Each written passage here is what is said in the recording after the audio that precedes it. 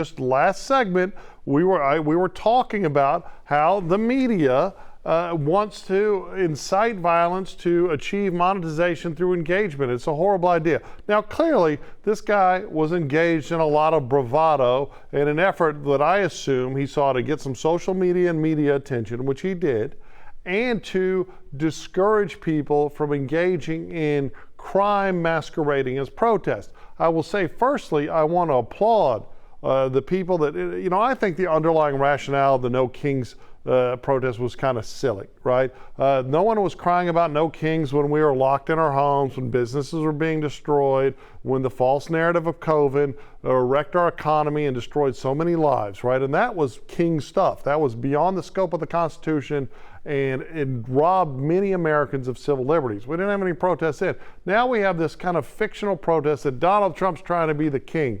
But people earnestly believe it.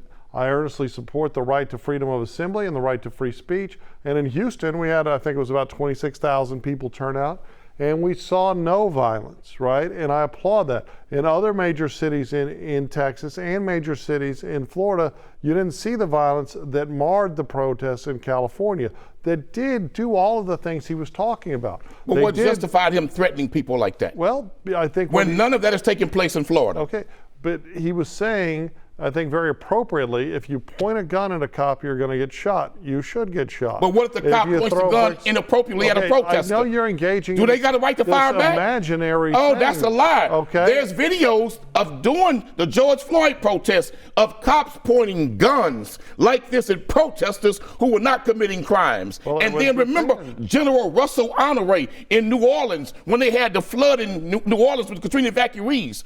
He went and told the military and the police, put those guns down, because they was pointing guns at people inappropriately.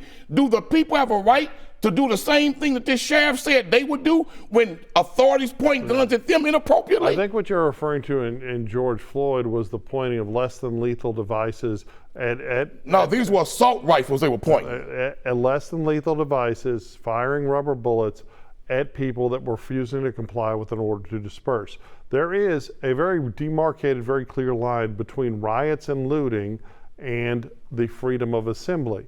And we have, especially the left, but also the right on January 6th, has conflated the two, and I think inappropriately, horribly inappropriately.